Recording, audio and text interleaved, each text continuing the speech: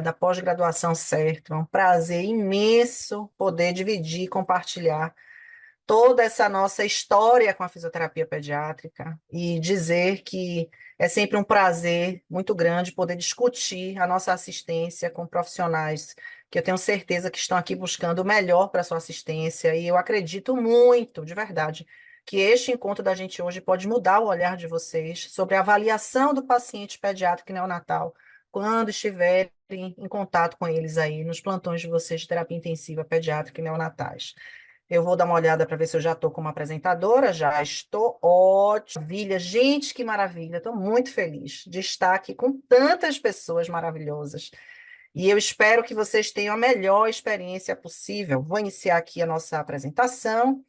Desejar as boas-vindas para todos os participantes desse nosso encontro de hoje e dizer para vocês que eu espero de verdade que essa noite seja uma noite muito proveitosa para todos vocês. A ideia é discutir em 40, 45 minutos, né, tudo que temos que dedicado para essa noite de hoje, e aí abrir esses últimos 15, 20 minutos para que vocês possam fazer perguntas. Como vocês são muitos, eu não sei se eu vou conseguir acompanhar o chat em tempo real. E aí eu vou pedir para que vocês falem no chat sempre que tiverem dúvida, tá? Para que eu possa acompanhar cada pergunta que foi feita. E se por acaso alguma pergunta que vocês fizerem eu não responder, vão lá, cliquem novamente, né? Digitem, enfim. No finalzinho desse nosso encontro, para que vocês tenham suas perguntas respondidas, vocês podem levantar a mão e aí eu vou respondendo, vou conversando com vocês, né? De forma é, rápida, né? A gente vai interagindo aqui. Se quiserem abrir a tela para poder a gente se conhecer pessoalmente, vai ser muito bom a gente poder conversar mais de pertinho, tá? Então, boa noite a todos vocês. É mais uma vez um prazer imenso poder discutir sobre a condução e o impacto do diagnóstico fisioterapêutico nas unidades de terapia intensiva pediátricas e neonatais. Mas essa é uma aula, né? Este encontro, que é um encontro gratuito, online, é um encontro que faz parte, inclusive, de uma programação que eu venho insistentemente trazendo nas minhas redes sociais, nos meus canais de comunicação, que é a importância da avaliação criteriosa do paciente crítico, tá? Então, desde o início, no finalzinho de dezembro e no início de janeiro, a gente começou uma campanha chamada Jornada de Ouro da Fisioterapia, que é justamente tornar este momento um momento extremamente precioso para a categoria da fisioterapia, para que a gente possa cada vez mais se apropriar do nosso diagnóstico e a gente possa cada vez mais tratar melhor os nossos clientes, os nossos pacientes. Eu sou a Aline Andrade, eu sou fisioterapeuta, sou mestre em processos interativos dos órgãos e sistemas pela Universidade Federal, tenho pós-graduação em pneumo funcional e tenho título de especialista em terapia intensiva, com ênfase em pediatria e neonatologia. Sou gestora do Renzo Collab, que é uma empresa de treinamento e capacitação aqui no estado da Bahia e que a gente acaba, né, levando cursos também para o Brasil inteiro. Sou preceptora de pesquisa clínica em estudos interdisciplinares no GPON, que é meu grupo de pesquisa, e sou pesquisadora responsável também por investigação de doenças cardíacas de herança familiar do epigenética, que é um grupo de pesquisas voltado aí para a investigação de recorrência familiar de doenças cardíacas de origem genética. Sou professora de diversos cursos e trabalho, né, como assistencial em uma unidade pública de saúde aqui no estado da Bahia e sou fisioterapeuta, para além disso, filha de seu Sérgio e dona Raima, que são responsáveis por toda essa jornada de ouro na minha vida e sou muito grata por toda a oportunidade, né, todo o direcionamento que eu recebi por parte deles para que eu pudesse entregar o melhor que eu posso para todos vocês. Eu vi aqui um comentário que os slides não estão passando. Vocês estão vendo o meu slide de apresentação, onde tem escrito. E aí nós vamos discutir hoje exatamente o que. Gente, é um desafio, tá? Em 40 minutos, se eu falar tudo isso, eu tenho 60 slides aqui, mas eu vou tentar ser o mais sucinta possível. Eu gostaria muito de entrar na CBDF, né, poder dizer para vocês como é que vocês usam a plataforma.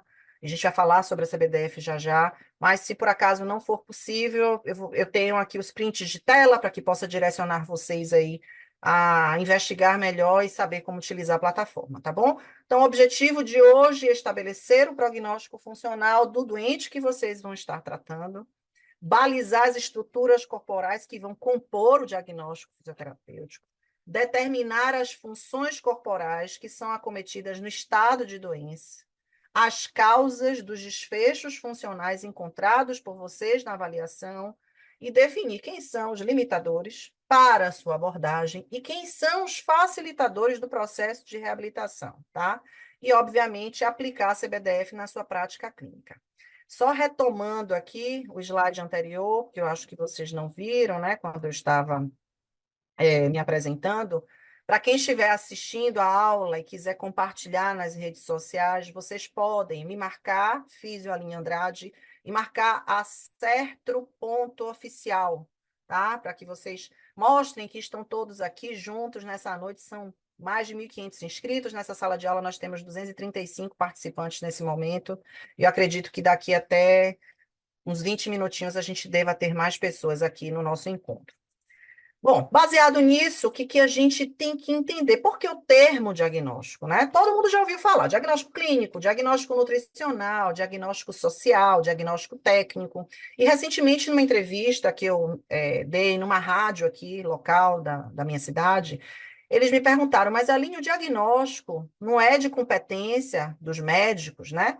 Se você contrata, por exemplo, um técnico para poder avaliar um equipamento seu, por exemplo, ar-condicionado que tem aqui, né, no escritório, esse técnico, todas as vezes que ele vai avaliar, até para poder encaminhar para a manutenção, ele vai precisar fazer um diagnóstico técnico, né, um diagnóstico do equipamento, para dizer o que está acontecendo com esse equipamento e, baseado nesse diagnóstico, definir o que vai ser resolvido, tratado, sanado, se vai precisar trocar alguma peça, enfim, mas é baseado no diagnóstico técnico que esse profissional vai direcionar aí para assistência técnica específica. E para isso vão ter todos os outros diagnósticos, né? E de propriedade do fisioterapeuta, nós temos o diagnóstico cinético funcional, temos o diagnóstico clínico, que é de competência, né, das demais categorias, principalmente das categorias médicas, tá? Mas no diagnóstico cinético funcional a gente vai usar exames físicos, testes específicos, para que a gente possa, de fato, avaliar determinado segmento e, principalmente, né, que é o nosso maior foco, as alterações musculoesqueléticas e biomecânicas do paciente. Mas, para além disso, todas as outras estruturas das quais nós, fisioterapeutas, conseguimos tratar. E aí vem, né, desde 2002, a classificação internacional de funcionalidade, que todo mundo aqui já deve ter tido acesso, né, que é a CIF, que é uma classificação dos componentes de saúde, ao invés de você estar prestando atenção na doença. A CIF, ela está relacionada sempre ao componente de saúde do indivíduo, né? Não é somente a doença que interessa, não é a doença o principal foco quando você vai utilizar esta ferramenta, tá? Então, a CIF, ela vai englobar aspectos da saúde humana, os componentes, né, de saúde relacionado, inclusive, ao bem-estar daquele indivíduo, tudo isso descrito na perspectiva do corpo, né, do indivíduo e como que esse indivíduo vai interagir na sociedade. Porque as limitações que esta pessoa, que esse indivíduo vai apresentar, estão para além dele somente no ambiente dele, mas no ambiente geral, no ambiente como um todo. Então, na CIF você tem muitos domínios, né, diferentes domínios de uma pessoa dentro de uma determinada condição de saúde, e isso vai fazer com que essa pessoa seja definida, né, numa situação de doença ou disfunção, uma pessoa que está numa condição de adoecimento ou de disfunção, o que ele pode ou o que ele não pode fazer estando nessa condição. Então, essa é a função da Classificação Internacional de Funcionalidade. E aí a CIF, ela, né, conceitua a funcionalidade, compreendendo todas as funções do corpo, as tarefas e as ações que vão estar sendo executadas para aquele indivíduo, vai definir como incapacidade tudo aquilo que englobar a deficiência que aquele indivíduo vai apresentar, as limitações de capacidade, eu sou capaz de levantar esse copo, mas eu levanto esse copo até determinado ponto. Eu não consigo, eu consigo retirar ele da mesa, mas eu tenho um déficit de controle, né? Ainda em um déficit de controle, que dificulta esse paciente, por exemplo, de conseguir beber o líquido que está nesse copo, tá? E as restrições de desempenho das atividades. Por causa disso, eu não consigo me alimentar sozinho, eu preciso de monitoramento, eu preciso de dispositivos auxiliares que vão contribuir para que isso possa ser possível, né? Para que eu possa, de fato, tornar esse indivíduo funcional. O objetivo, portanto, da CIF é estabelecer uma linguagem, né? Linguagem essa que seja compreendida em qualquer lugar do mundo, tá? Que descreva o estado funcional desse indivíduo de acordo com as condições de saúde que esse indivíduo apresente. Então, a abordagem, gente, como está aqui dito no slide, né? A abordagem que muda o foco das consequências da doença, para destacar também a funcionalidade como um componente de saúde. A CIF, portanto, utiliza o quanto de funcionalidade esse indivíduo possui para determinar aí um componente de saúde, tá? Então, todas as pessoas, independente da situação de saúde dela, né, do ambiente, tá, em que ele se encontre, então, todos esses indivíduos, eles podem ser incluídos na CIF, tá? É uma abordagem extremamente integrativa, o ambiente e a pessoa, né, e as situações estão todas sendo integradas e consideradas para que a gente possa traçar aí, portanto, um código único que seja entendido em qualquer lugar do mundo, e ela foi aceita em 191 países, entre eles aqui, o país, né, no Brasil, em 2001, né, já no finalzinho de 2001 para 2002, a gente começou, de fato, a trabalhar esta ferramenta como um aliado, né, durante a identificação e a classificação de funcionalidade dos nossos indivíduos. E aí vamos fazer aqui uma análise comparativa, né? A gente tem o CID, que é o Código Internacional de Doença, e olha que interessante, a gente tem a CIV, que é um código internacional, que é uma classificação internacional, mas não é da doença, e sim da função, né? De como esse indivíduo, de fato, ele vai se encontrar, né, do ponto de vista funcional, para se relacionar aí no mundo. Ética de saúde coletiva, sim, sim, sim, exatamente isso, tá, Paloma? Bom, e aí, seguindo a nossa programação de hoje, né, ainda falando sobre a própria CIF, nós temos aí os conceitos, né, de incapacidade. A incapacidade, portanto, é uma condição mais abrangente que a deficiência, né? Porque na incapacidade eu não vou só incluir a deficiência, eu vou incluir as deficiências, as limitações das atividades desse indivíduo. Então, eu tenho uma deficiência locomotora de membro superior direito, que me limita a segurar um copo e levar o copo à boca. E isso restringe a minha participação de que forma? Quando eu estou numa mesa, eu posso derramar, se eu tiver com várias pessoas na mesa, aquilo pode me deixar numa situação de constrangimento e me faz depender de uma segunda ou uma terceira pessoa para poder estar ali, né, participando coletivamente de um ambiente comum, né, em que eu também estou inserido, tá? Os aspectos negativos da interação entre o indivíduo, né, com determinada condição de saúde, e os seus fatores contextuais também vão estar sendo inseridos aí, portanto, no conceito de incapacidade.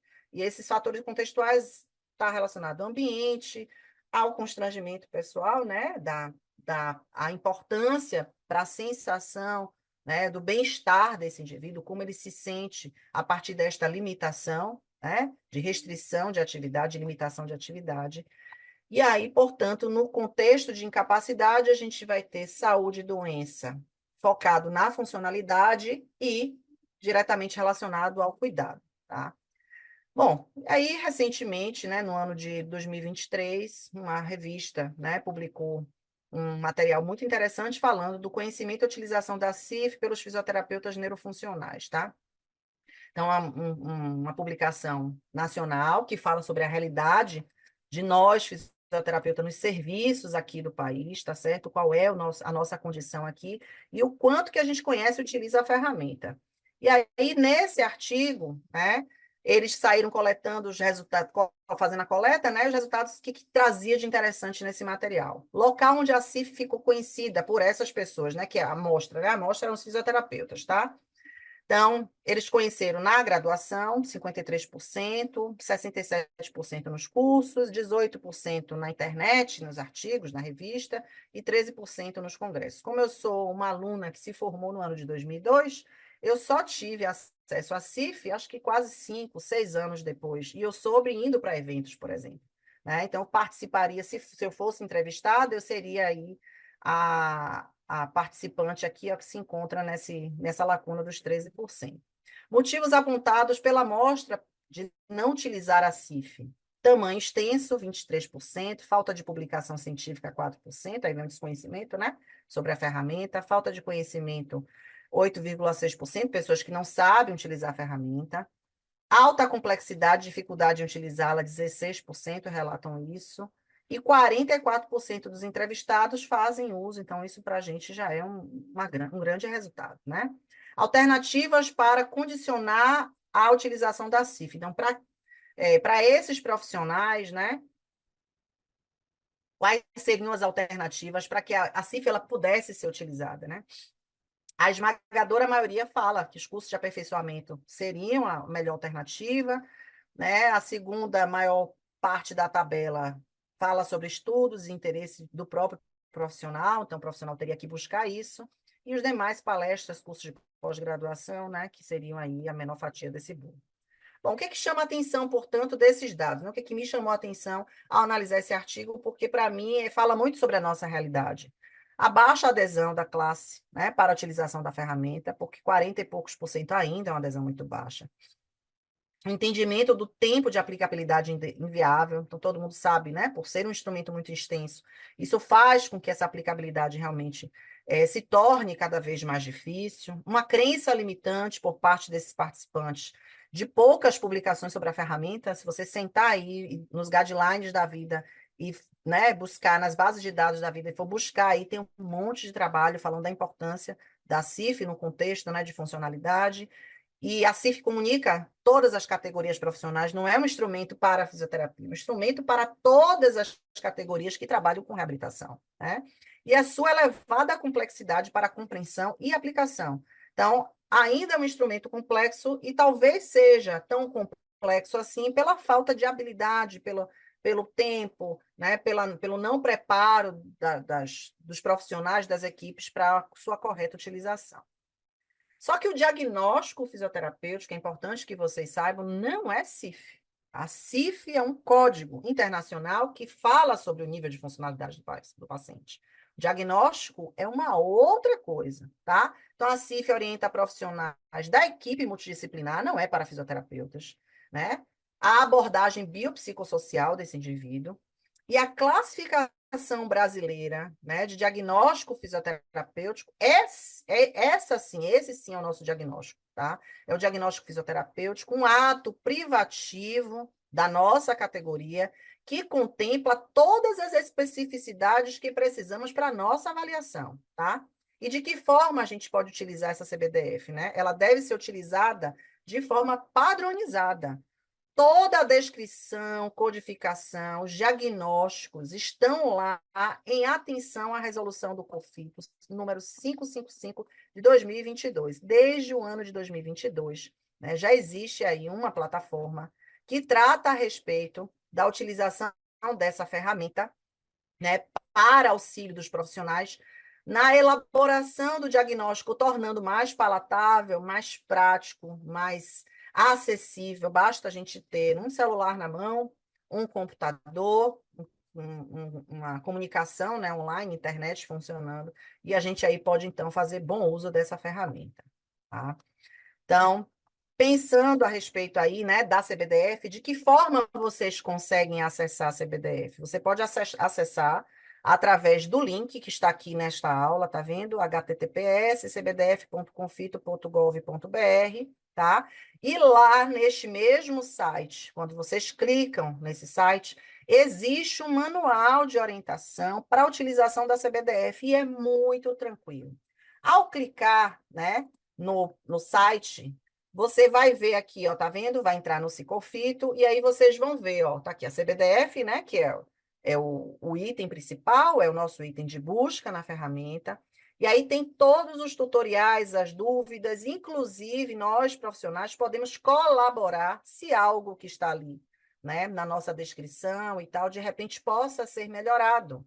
E são essas colaborações que a gente vai enviando de online, claro, trazendo um contexto, né, com referências, enfim, embasando o nosso conhecimento, né, esse compartilhamento nosso do conhecimento, para que os responsáveis pela elaboração desse instrumento possam analisar internamente e melhorar cada vez mais a entrega da forma como a gente elabora esse diagnóstico dentro da plataforma.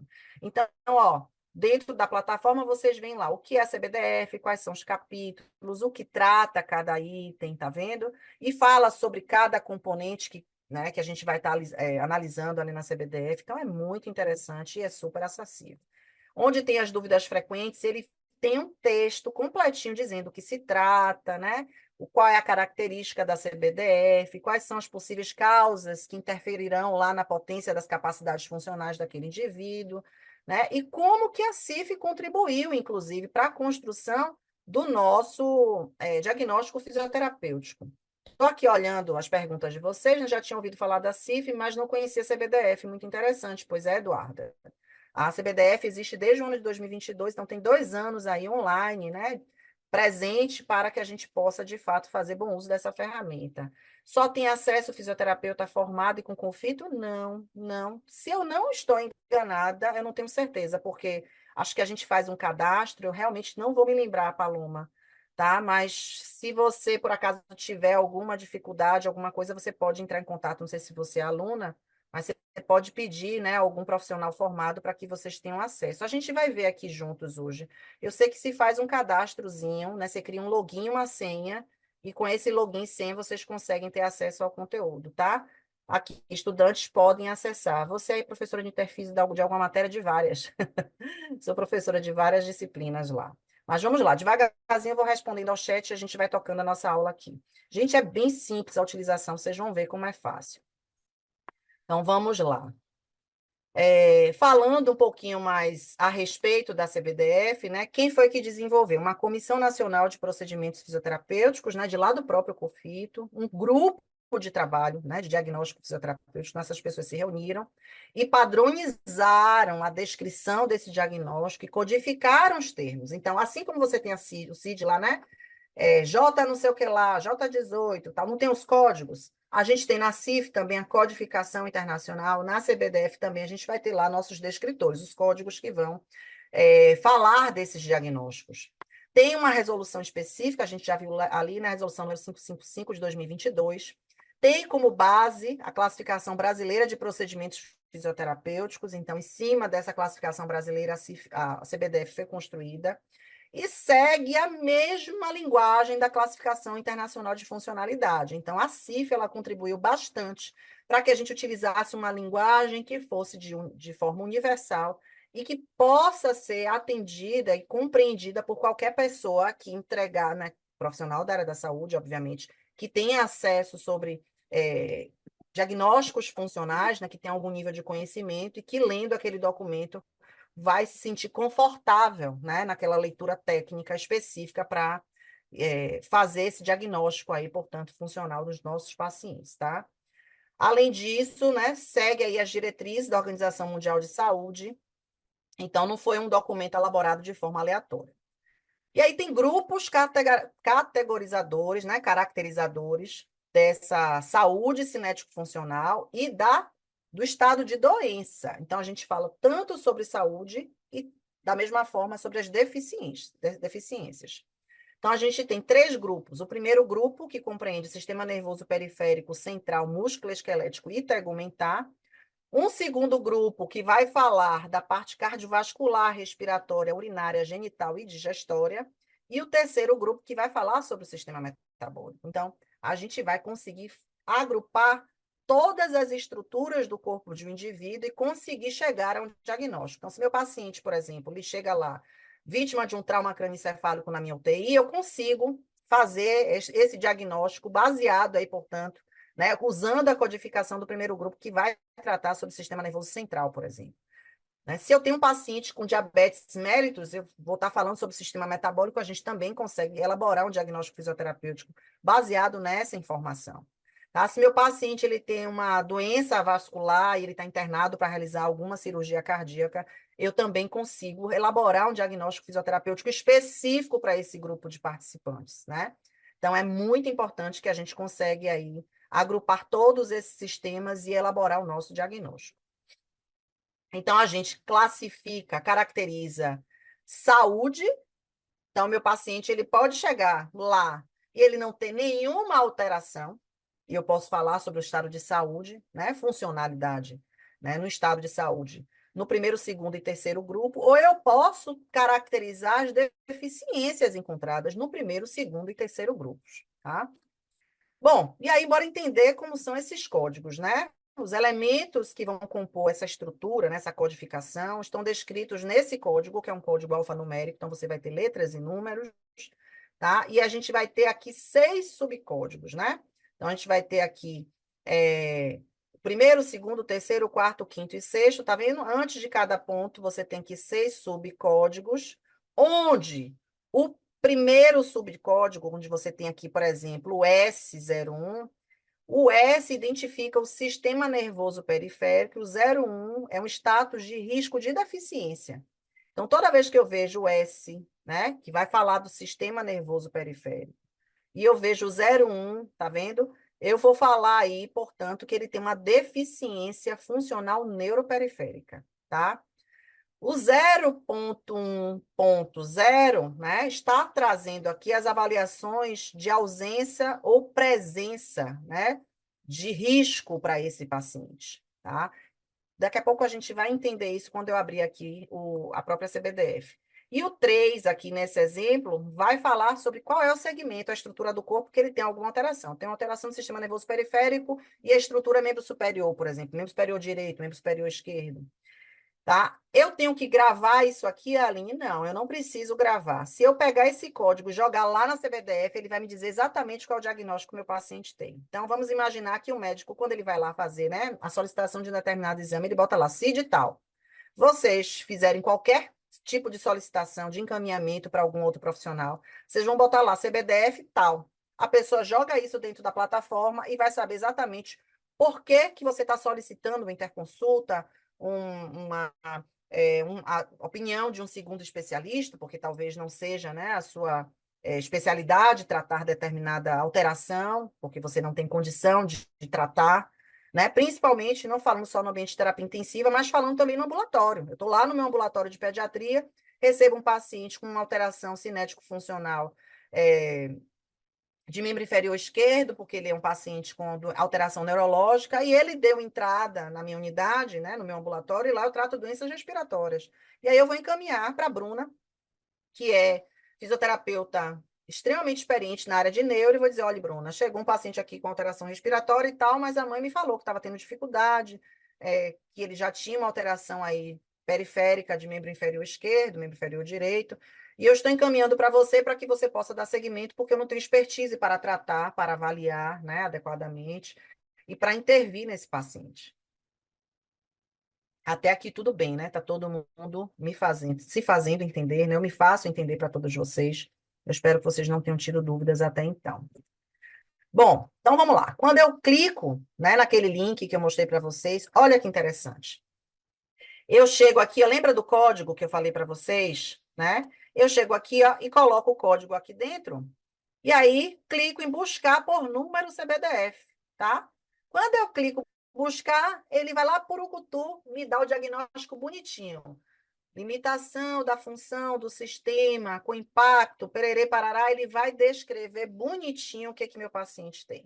Então, se alguém encaminhar um relatório para você e tiver um código da CBDF, você clica naquele link que eu compartilhei com vocês e vocês vão ter aí a informação, né, do que esse doente tem de fato, né, do que esse paciente encaminhado para você tem, e aí você, portanto, entender o que está acontecendo, tá? Além disso, né, eu tenho aqui, ó, o sistema orgânico. Se eu abrir aqui essa aba, vai me trazer todo o sistema nervoso central, periférico, bonitinho. Vai dizer o status, aí vai dizer, né, se é um status de saúde, de doença, enfim. E aí ele vai abrindo várias abas, e essas abas vão sendo alimentadas por vocês enquanto estiverem utilizando a ferramenta. Se eu tiver tempo nesta aula de hoje, a gente abre aqui e eu mostro para vocês. Se o pessoal quiser ficar um pouquinho mais, né? Se a turma da Sertro me permitir ultrapassar um pouquinho do horário para que eu possa apresentar a ferramenta para vocês no finalzinho, eu vou pedir licença e quem quiser ficar, fica até o final para poder a gente discutir melhor essa ferramenta e a utilização dela, tá? Bom, Seguindo adiante, né? Então, eu mostrei, estou aqui abrindo mais amplamente para que vocês consigam ler o conteúdo. Todas as vezes que eu vou preenchendo, toda vez que eu abro essas abas aqui, aí eles vão fazendo uma outra pergunta e vocês preenchem. Aí faz outra pergunta, vocês preenchem. Quando vocês terminam tudo e tem que responder todas as abas, não pode ficar nada sem ser respondido. Vocês enviam. Ao enviar, ele vai te dizer o diagnóstico completinho. Olha que lindeza, e ele vai te dar o código CBDF tal. Olha que interessante, né? Como é prático e como é uma ferramenta que vai realmente trazer para a gente a segurança para definir os nossos diagnósticos. Qual a importância de entender isso, gente? Porque hoje as seguradoras de saúde, em algum momento, vão começar a cobrar por parte da fisioterapia, né? Todas as vezes que ela está realizando alguma intervenção com aquele indivíduo, vai querer saber de você, né?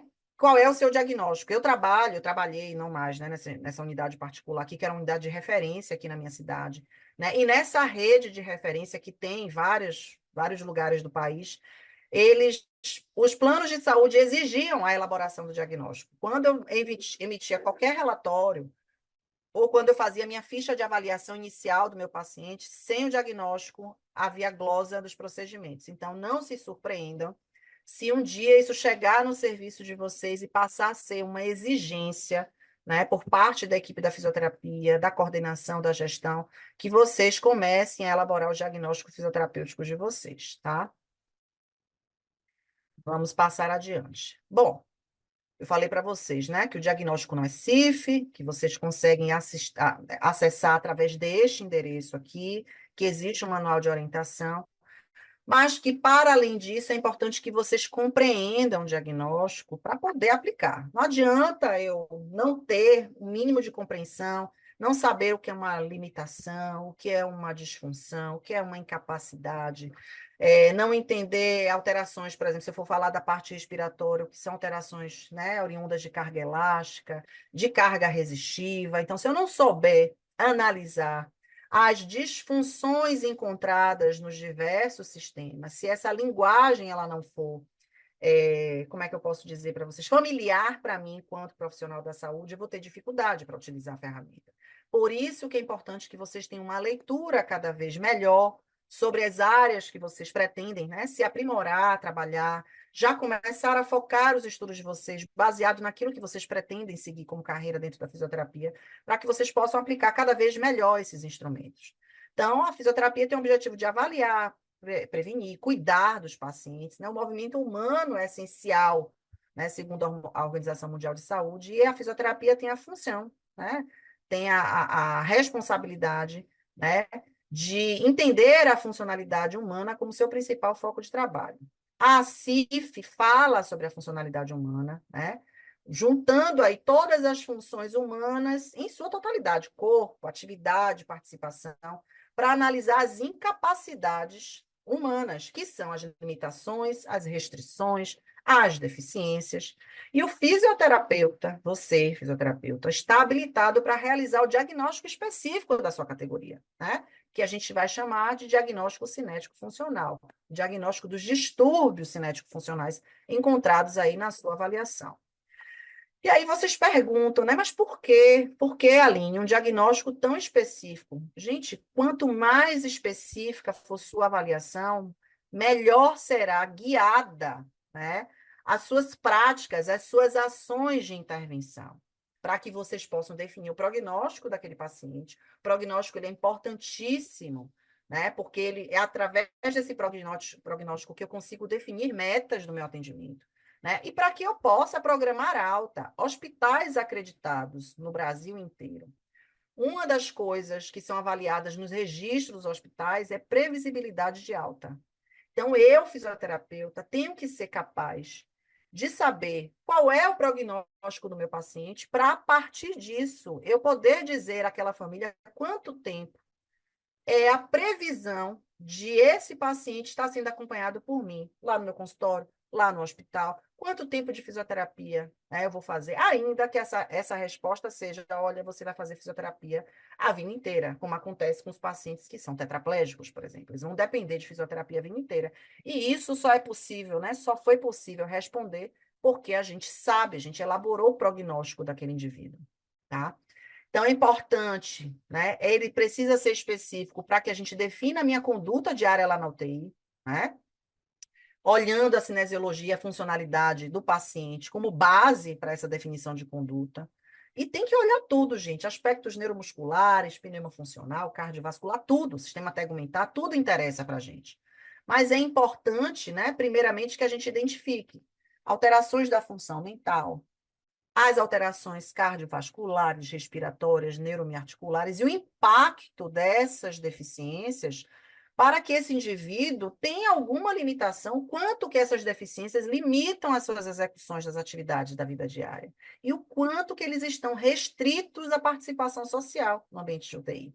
Porque imagine vocês, ó, eu estou com 3 crianças, ambas de 5, 6, 7 anos, idades muito parecidas. O paciente A do leito 1 sai do leito, anda tudo e vai fazer passeio externo, vai tomar banho de sol.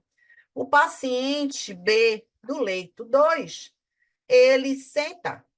Então, eu coloco numa cadeira de rodas e eu consigo levar ele para passeio externo. Mas o paciente 3, que tem uma alteração, é um paciente, né, que foi um paciente mais grave, que está ainda ventilado mecanicamente, mas que está lúcido, que sabe tudo o que está acontecendo, que já está traqueostomizado, que está ciente das suas limitações, ele vai se perguntar por que que ele não teve o direito ao passeio externo com a mesma frequência que os demais. Então, isso fala muito sobre o nível de restrição de participação social, mesmo quando o meu paciente ainda está no ambiente de terapia intensiva. Vocês conseguem enxergar, né, que as oportunidades de tratamento e de cuidado mudam de pessoa a pessoa, baseado justamente nas restrições de participação, mesmo que meu paciente esteja no ambiente hospitalar, no ambiente de terapia intensiva, a gente precisa se atentar a isso. E aí existem muitos instrumentos avaliativos, né? Muitos. As fichas de avaliação, de observação que vocês têm lá no serviço de vocês, né? O foco desses instrumentos é a funcionalidade, a qualidade de vida, enfim. E aí tem muitos, né? Muitos instrumentos que são validados, né? Que são utilizados, inclusive, no âmbito da pesquisa, para poder validar a nossa avaliação, né? Índice de Bartel, medida de dependência funcional, escala PERM, MRC, tudo isso, ele fala a respeito, né, de uma determinada estrutura, do quanto de funcionalidade, mas são coisas muito específicas. Na CBDF, eu consigo ampliar o olhar, mesmo que em algum momento eu precise utilizar alguns desses instrumentos, porque existem vários instrumentos e eles não medem tudo. Eles não são capazes de medir tudo, eles medem determinadas funções, né? Independência funcional no cuidado pessoal, como o índice Bartel, por exemplo, grau de fraqueza muscular, que é o MRC, ele não mede força, ele mede grau de fraqueza muscular, né? O TUG test, que fala sobre mobilidade funcional, né? O índice TINET, que fala sobre equilíbrio. Mas TINET não mede tudo, Bartel não mede tudo, MIF não mede tudo, né? Por isso a importância da gente entender e utilizar bem a nossa ferramenta. E aí, só usando como exemplo, né? Esses instrumentos, eles vão me dar números, vão qualificar, vão dizer se precisa de mais ou menos intervenção. Então, por exemplo, a MRC, né, que é uma escala que é para medir o grau de fraqueza muscular, tá? Ela vai até 60 pontos, eu vou avaliar aí 6 movimentos, né, que vão acontecer nos membros superiores e inferiores, e aí eu digo ali que meu paciente tem um MRC de 35. Eu estou vendo que ele tem um grau de fraqueza muscular, porque ele não pontuou completamente. E aí? Se eu digo para você, Bruna, Ingrid, Ana Beatriz, meu paciente tem 35 de MRC, você sabe o que é que você vai fazer com ele? Você não sabe. É impossível, né? Você utilizar somente esse marcador para definir um diagnóstico. Eu não consigo elaborar o diagnóstico utilizando um instrumento avaliativo, tá? Então, tomando isso como exemplo, eu tenho um paciente aqui, tá vendo? Numa situação em que ele tem aqui, ó, na MRC a gente avalia esses 6 movimentos, né? Então, extensão de punho, flexão de cotovelo, abdução de ombro, flexão de tornozelo, extensão de joelho e flexão de quadril. E aí eu tenho um paciente com MRC de 40. Não me disse nada. Mas se eu digo, fazendo o meu diagnóstico, meu paciente tem uma deficiência da função musculoesquelética, opa, alguma coisa em relação ao movimento. E do aparelho locomotor, né? E essa deficiência, ela se traduz pelo quê, né? Ele tem uma redução de força muscular global, então está envolvendo tudo, porque ele pontuou baixo na maioria dos segmentos. Ó. Então, é uma redução de força muscular de forma global. Observe, pontuou baixo, né? Com exceção do cotovelo, mas ele pontuou baixo em quase todos os segmentos, tá vendo? Totalizando MRC de 40. Então, o MRC ele me ajudou a embasar o que eu estou querendo dizer sobre redução de força muscular. É um número que me confirma esse achado. E isso traz para esse paciente limitação da mobilidade. Isso está impactando em que ele não transfere, não faz sedestração ortostase. Isso limita ele no autocuidado e ele tem dependência total para a marcha. Ele precisa de duas pessoas, né? Apoio bilateral para poder sair do leito. Então, observe, olha o diagnóstico físico-funcional. Aqui eu sei quem é esse paciente, mas se vocês deletarem e só olharem o MRC, vocês não conseguem, a partir dele, analisar e traduzir as alterações funcionais para elaborar o diagnóstico de vocês. Baseado nisso aqui, quais são os limitadores, né? Para mim, enquanto fisioterapeuta? A participação da família, né? Que a família talvez não participe muito no cuidado, né? O nível de instrução do paciente. Estou dando um exemplo aqui, um paciente pouco instruído, né? Veio de lá do interior, e aí ele não entende, não compreende bem o nível de escolaridade. Às vezes é uma criança muito pequenininha, então ela não compreende os comandos que a gente está dando, né? A cama e o ambiente não são adaptados, então fica difícil tirar esse paciente do leito, por exemplo. E tem os facilitadores, né? Participação do doente, colaboração da família, afinidade por jogos. Tudo isso aqui, gente, ó, quando eu leio o diagnóstico fisioterapêutico, quando eu leio o diagnóstico físico-funcional, eu sei quem é, né? O que tem do ponto de vista de deficiências. Quando eu leio os limitadores, eu estou vendo o desafio que vai ser para eu atender esse paciente, esse indivíduo. E quando eu leio os facilitadores, opa, ó, é um paciente que não colabora muito, mas ele adora jogos eletrônicos. Então, eu tenho aqui um negócio no meu celular, ou eu tenho um game na minha unidade, ou eu tenho um brinquedo e viu que ele gostou bastante de um cesto para fazer arremesso, né? Ele colaborou mais, porque o colega descreveu, e é importante que ele descreva o que facilitou o atendimento, porque eu já vou preparada para lidar não só com a deficiência daquele indivíduo, mas para lidar também com os componentes pessoais. Lembrem, né? Para além disso, a gente também tem que entender aquele indivíduo como um ser que tem as suas dificuldades, não é somente a parte física, né, o sistema locomotor, mas como é que está a cabeça, como é que está, como ele se sente frente às restrições de participação. Aquela história que eu dei como exemplo do menino que anda, que está independente, do menino que tem uma dificuldade, mas ele senta, bota na cadeira, ele sai, e daquele paciente que está ventilado, que a gente até oportuniza sair do leito, mas a gente não consegue, por exemplo, em todos os plantões fazer isso, porque a gente precisa de uma movimentação, de uma equipe multiprofissional, né, de uma interação aí de todos os membros da categoria de saúde para que a gente possa oportunizar o paciente, mesmo assim, enquanto eu levo um paciente manhã e tarde para tomar um banho de sol, aquele paciente, às vezes eu só consigo levar 2 vezes na semana, principalmente entendendo o risco de decanulação, né? O risco de exposição desse indivíduo, porque às vezes o ambiente é um ambiente que tem muita gente do lado de fora, a gente opta por horários que são menos movimentados, para evitar contaminação, né? Para evitar exposição e o desconforto desse paciente também. A luminosidade excessiva, está chovendo, e aí o caminho para levar passa por um lugar que está chovendo, e não tem como a gente sair com esse paciente. Tem uma série de fatores que pode fazer a gente pensar no indivíduo e não somente no componente, na estrutura, né? Mas também no indivíduo. O diagnóstico fisioterapêutico é importante, colocar os limitadores facilitadores. Vamos lá. Na CBDF, Eduarda, a gente não tem isso, né? Ele não dá essa possibilidade, mas nos serviços onde eu trabalho, inclusive num hospital que eu, né, ajudei, que eu fui apoio da coordenação, na liderança de uma determinada unidade, né, unidade de pediatria, ajudando, né, a conduzir, fui eu quem levei a proposta do diagnóstico, e eu vou trazer a outra proposta aqui para vocês utilizarem, e a gente pedia para se colocar os limitadores e facilitadores, porque você consegue entender, Eduarda, o quanto que isso pode te ajudar a pensar não só no diagnóstico, mas também o que te espera desse paciente. Se eu digo que é um paciente que colabora pouco, isso é um limitador. né? Se eu tenho uma família que não participa do cuidado, poxa, se eu preciso colocar meu paciente de pé e eu não consigo fazer isso sozinha, eu vou precisar de mais alguém. Então, a família não ajuda, não tem ninguém, um paciente que não tem familiar, eu vou precisar de outro membro da equipe para entrar comigo, para poder oportunizar a mobilidade desse paciente. Então, sim, eu penso o quanto que é importante para que a gente possa traçar a nossa conduta, tá? Então, é isso. Vamos passar adiante. Tem alguém com áudio ligado. Preste atenção para vocês desligarem o áudio de vocês, tá bom? Vou pedir apoio do pessoal da Serpa para ficar de olho aí nos áudios que estão ligando sem querer. Bom, e aí, pensando mais uma vez no exemplo da MRC, né? Como é que eu consigo definir conduta no paciente com MRC de 40? A gente não consegue definir, né? Objetivo nem conduta. Mas se eu chego para o na minha ficha de avaliação e eu vejo lá todo esse diagnóstico, eu consigo definir objetivo.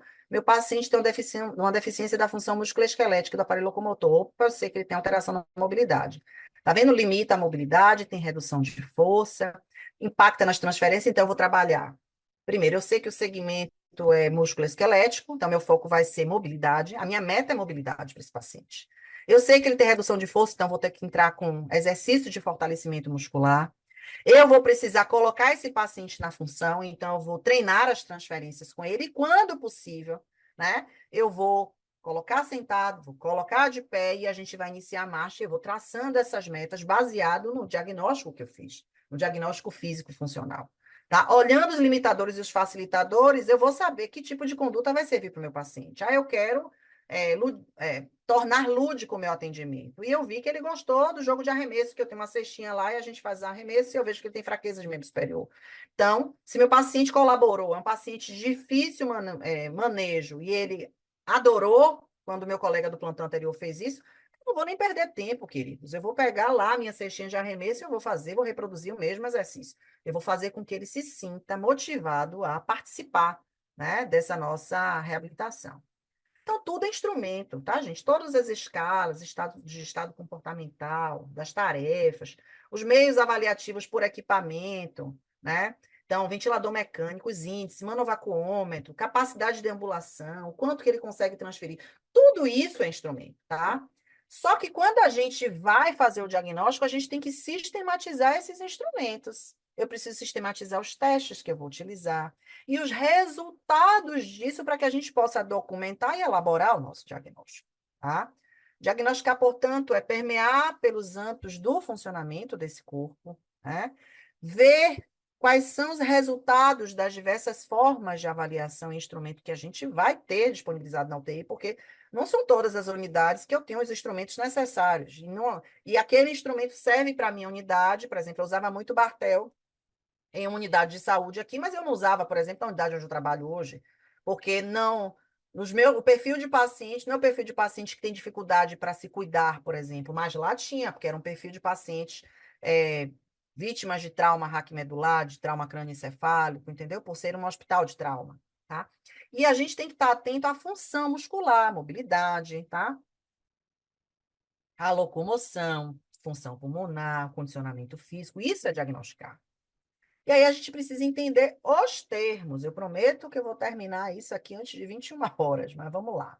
Então, deficiência, limitação, disfunção e incapacidade.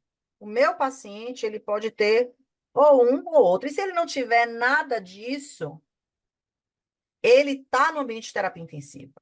Ele chegou lá porque ele tem diabetes mellitus. Mas eu, enquanto fisioterapeuta, daquilo que eu proponho para o meu paciente, eu não vi nenhuma alteração de funcionalidade no meu paciente. Mas o fato dele estar acamado, porque ele está com essa glicemia descontrolada, fazendo uso de insulina em bomba, insulina contínua em bomba, não permite que meu paciente saia do leito. Então, ele tem grande risco de evoluir para uma alteração funcional, né? Uma alteração das funções que podem ser musculares, né? Pode ser respiratória, pode ser alteração do sistema cardiovascular, ele pode ter uma série de alterações. Então, se ele não tem um diagnóstico, ele tem risco. E é isso que a gente precisa entender. Bom, gente, pessoas com deficiência são aquelas que têm impedimento, né? De qualquer natureza, tá? Tem barreiras, né? Que obstruam a sua participação plena. em iguais condições das demais pessoas. Então, aquele menino que está ventilado mecanicamente, ele tem uma barreira, ele não consegue executar plenamente as suas atividades no ambiente que ele está, que é comum a ele. Está todo mundo ali, ele faz parte daquele ambiente, mas ele não tem a mesma oportunidade que os demais. Então, é a repercussão imediata da doença sobre o corpo desse indivíduo, né? Da sua estrutura, né, da parte funcional, a nível tecidual ou orgânico, que faça com que ele realmente tenha aí restrições, né, barreiras para a sua participação plena.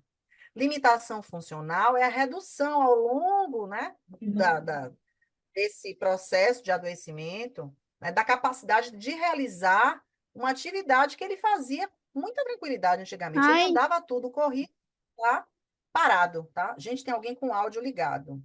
Presta atenção, vou pedir a todos vocês que fiquem atentos aos seus áudios. Eu acho que é o Suelen Santos, teu computador está com áudio ligado. Desliga teu microfone, por favor. E aí, quando você tem uma limitação funcional, você tem uma redução gradual ao longo do processo de doença, que vai limitando essa pessoa de realizar uma atividade que ele fazia com muita tranquilidade, né? E a incapacidade é a redução à falta de capacidade de realizar uma atividade num padrão considerado normal. Eu levo o copo à boca, aproveitei para beber minha água, e Suelen leva o copo até aqui, mas não consegue direcionar. Então, ela não é capaz de beber água sozinha, apesar de conseguir segurar o copo. Percebem? Então, isso que seria incapacidade, tá? Chamado de disability, né? É um termo abrangente para as deficiências, que a gente vai chamar de impairments, limitações em atividades e restrições à sua participação. Quando a gente elabora o diagnóstico, sem precisar usar CBDF, essa é uma proposta baseada no método específico, que é o método abordagem funcional, né, de colaboração do nosso querido professor Antônio Duarte, a quem eu sempre cito nas minhas aulas. A gente vai definir prognóstico, vai ver quais são as estruturas, as funções corporais, né, que vão estar alteradas, as causas e os impactos que isso vão trazer, né, que essas coisas vão trazer na atividade e participação desse indivíduo. As barreiras, que a gente chama de limitadores, né, e os facilitadores, que são aqueles componentes que ajudam o fisioterapeuta a traçar uma conduta mais adequada para aquele paciente. Então, dentro do método abordagem funcional, a gente vai ter conceitos de limitação, disfunção e incapacidade que vão diferir entre eles, e a gente vai falar sobre isso, tá?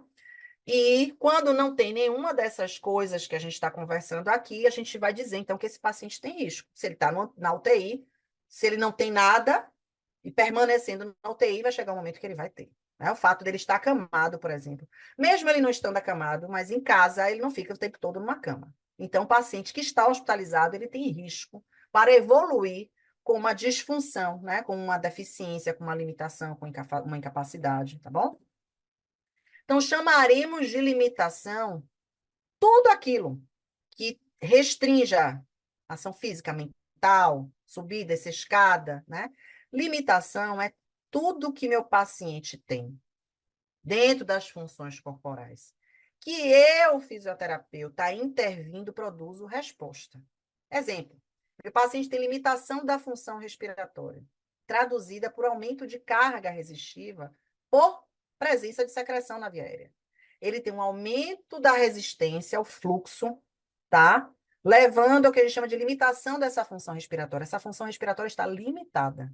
E eu chamo de limitada porque se eu venho e faço manobras desobstrutivas e aspiro meu paciente, eu resolvo o problema. Então, a minha conduta produziu resposta. Se meu paciente, portanto, tem uma alteração da função respiratória e eu, fisioterapeuta, intervenho e produzo resposta, eu vou chamar isso de limitação, tá? Então, se a minha fisioterapia produziu resposta, eu vou dizer limitação da função respiratória. Incapacidade. No método, né? Através do método da abordagem funcional, é tudo que meu paciente tem de alteração, só que a fisioterapia não vai produzir resposta. Exemplo, eu tenho um paciente com uma alteração da função respiratória, traduzida por um aumento de carga resistiva. Ele também tem obstrução ao fluxo aéreo, mas ele está fazendo isso por broncoespasmo, uma crise asmática. A fisioterapia não broncodilata a via aérea. Então, a minha fisioterapia não produz resposta. E aí eu vou dizer, que ao invés dele ter uma limitação da função respiratória, pelo mesmo evento, um evento resistivo, eu vou dizer que ele tem uma incapacidade da função respiratória, porque eu ali intervindo não produzo resposta. Então, esse é um exemplo. Um outro exemplo, pneumotórax. Meu paciente, ele tem aí uma complacência, né, alterada. Então, vou ter um aumento de carga elástica no sistema por causa do pneumotórax. Mas eu, fisioterapeuta, não resolvo o pneumotórax. O que vai resolver o pneumotórax é o dreno. Passou um dreno, saiu aquele ar dali, meu paciente, portanto, começa a ter uma resposta funcional melhor. E aí, a partir daí, eu venho com as minhas intervenções, obviamente. Mas eu reverti o pneumotórax no meu atendimento, então, eu vou dizer que meu paciente tem uma incapacidade da função respiratória. Eu estou utilizando o mesmo segmento corporal, mas em um caso, nós chamamos de limitação, porque eu intervindo produzo resposta, no outro caso, eu tenho também alteração da função respiratória, mas é uma incapacidade, porque eu intervindo, eu não produzo resposta. E tem a disfunção. A disfunção é um evento que a fisioterapia reverte, mas ela reverte parcialmente. Por exemplo, meu paciente, a causa em si eu não reverto, tá? Então, meu paciente ele tem um aumento da carga resistiva, de novo, uma limitação de fluxo aéreo, porque ele é neuropata, ele joga a cabeça para trás e ele obstrui o fluxo de ar por queda de língua. Aí a fisioterapeuta vai lá, posiciona o paciente, enche de rolinho, meu paciente está lá ótimo, saturando bem, frequência respiratória adequada. Quando o paciente sai daquela posição, da intervenção que eu propus, e ele sai desse correto posicionamento, ele volta novamente a fazer o mesmo evento resistivo. Então, enquanto ele está com a posição ajustada, ele sanou o evento resistivo. Mas a partir do momento em que eu tiro ele dessa posição, ele volta novamente a fazer o evento resistivo. Eu melhorei a função respiratória dele, o evento resistivo foi sanado? Foi. Parou, né? A língua não está mais obstruindo a via aérea. Mas o que que causou? A disfagia, um tônus de cavidade oral que eu não trato, quem trata isso é a fono, né? Eu não consigo reverter. A minha resposta, a minha intervenção vai produzir uma resposta muito pontual e uma resposta de duração muito baixa. Percebem? Então, isso é importante a nossa compreensão para que a gente trace melhor esse prognóstico. Então, limitação. Fisioterapia produz resposta. Incapacidade. A fisioterapia não produz resposta. Disfunção. A minha resposta ela é temporária. Eu reverto o evento parcialmente. Mas a partir do momento que eu me ausento, meu paciente ele volta novamente a apresentar aquele determinado evento. E a gente pode utilizar isso para o sistema musculoesquelético, para o sistema tegumentar, para a parte cardiovascular, tá? Existem muitas formas. A gente não teria tempo para discutir tudo isso, porque eu já estou, inclusive, passando do nosso horário, tá bom? Peço desculpas ao pessoal da Certo e peço a vocês que fiquem até o final, porque eu tenho certeza que essa aula pode contribuir muito na elaboração diagnóstica de vocês, tá? Para quem está assistindo a aula, que está usando as redes sociais, marquem a certo.oficial, né, nas publicações de vocês, para que essa informação chegue para mais pessoas, que a gente tem uma semana cheia desses eventos. E podem me marcar, né? @fisioalinhaandrade, vou ficar muito feliz de repostar as publicações de vocês. Parece que começou agora, né, Paloma? Fico muito feliz, viu, gente? Que eu, de fato, possa estar contribuindo para aumentar um pouquinho, né, o nível de informação de vocês e vocês possam buscar melhor aí o entendimento para a elaboração do diagnóstico. Bom, quando meu paciente não tem nada, chegou lá, é uma diabetes, né, um diabetes mellitus, que está lá fazendo a insulininha dele, ele está se movimentando bem, ele respira bem, satura bem e tal. Eu não vejo nada, meu paciente está ok, mas ele está usando insulina constantemente. E é um paciente que está muito sonolento, né? Um evento, uma cetoacidose diabética grave, e está ficando mais deitado, ele não está se alimentando, está em dieta zero, então isso deixa o paciente mais deprimido. O fato dele estar acamado pode ir reduzindo as capacidades do sistema respiratório, cardiovascular, músculo esquelético. Pode acontecer, não significa que vai acontecer. Então, se ele não tem nenhum diagnóstico, ele tem um risco de apresentar algum evento. Então, o risco é a probabilidade de insucesso para uma determinada função, tá? Se não tiver, né, ao contrário disso, pode nunca acontecer. Ele pode entrar e sair da UTI sem ter tido nada. Mas eu, fisioterapeuta, sabendo do risco, aumento minha vigilância. Ó, o paciente que está acamado, está restrito ao leito, eu vou todo dia oportunizar a mobilidade para ele, sentar, né? Fazer testes de função respiratória, né? Testes de função cardiovascular, para ver se há uma mudança do comportamento de funcionalidade daquele paciente ao longo do tempo de internação dele na unidade de terapia intensiva, tá? As intervenções, portanto, da fisioterapia podem atenuar esse risco, podem reduzir o risco ou pode sanar o próprio dano. É importante a gente se lembrar disso. Todo paciente hospitalizado, portanto, a gente vai ter um tipo de risco. Portanto, a gente tem que diagnosticar todos eles. Está com fisioterapia prescrita? Faça o diagnóstico de vocês. Não tem diagnóstico, risco para. Risco para quê? Que tipo de alteração? Risco para deficiência da função musculoesquelética, cardiorrespiratória, do sistema tegumentar, porque está acamado, pode fazer aí uma escara, por exemplo, né? Porque a mobilidade, a oportunidade de mobilidade para ele não é a mesma que um paciente que foi um trauma crânioencefálico e que está em neuroproteção, por exemplo, tá? Todo mundo vai ter risco para declínio das funções. E dizer assim, ó, risco para declínio funcional. Não quer dizer nada. Declínio funcional de que estrutura? É importante que vocês descrevam quais são as estruturas que podem estar apresentando esse risco, tá? Por que prognóstico, gente? Para tratar o seu paciente da melhor maneira possível, para que você possa traçar um provável desenvolvimento futuro, para você tomar a decisão dos próximos passos do seu tratamento, tá? Então, reforçando limitação, fisioterapia produz resposta. Se a fisioterapia produz resposta, eu vou iniciar a intervenção mais precoce possível. Esse paciente é a minha prioridade, né? Então, ele tem que estar no programa de reabilitação. Se meu paciente tem disfunção, a fisioterapia produz resposta, ela não é permanente. Não é resposta, como a gente deu o exemplo da queda de língua, tá? Eu vou fazer a minha intervenção com adaptações, né? Escolher um objeto, né, que faça com que essa intervenção produza uma resposta por um tempo muito maior. Então, sentar o paciente, posicionar a cabeça, daqui a pouco ele desaba e volta a fazer um aumento de resistência, né, para a entrada de ar, uma obstrução ao fluxo aéreo. Mas aí, para ele ficar mais tempo sentado, eu venho com os rolinhos de posicionamento, percebe a importância da gente é, diagnosticar adequadamente meu paciente. E se tem capacidade, a fisioterapia não produz resposta, logo eu vou priorizar o paciente que tiver o melhor desfecho.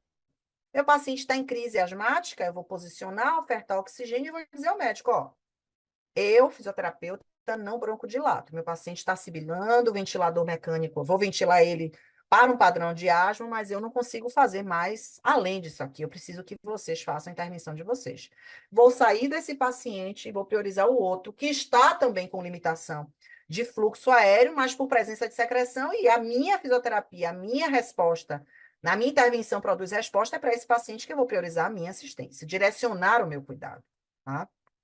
Então, estejam muito atentos a isso, para que vocês realmente não tenham dificuldade na hora de fazer a elaboração aí do critério, né, das metas do seu plantão.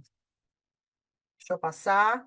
Bom, e aí, talvez, conversando com a minha equipe, as pessoas tenham dificuldade de descrever limitação, disfunção, incapacidade. Aline, qual seria o termo que eu poderia englobar tudo isso? Deficiência. A deficiência envolve limitação, as disfunções, a incapacidade. Então, para ficar mais fácil, eu posso botar, e foi uma sugestão, inclusive, lá no serviço onde eu implantei o diagnóstico fisioterapêutico, não é esse? Antes de usar CBDF. Eu disse, ó, gente, para ficar mais fácil, ao invés de a gente botar limitação, disfunção e incapacidade, porque às vezes você pode ter dificuldade de entender, poxa, é uma limitação ou é uma disfunção? Cara, eu estou com a sensação de que minha intervenção está resolvendo o problema, mas eu dou as costas, ele enche de catarro de novo.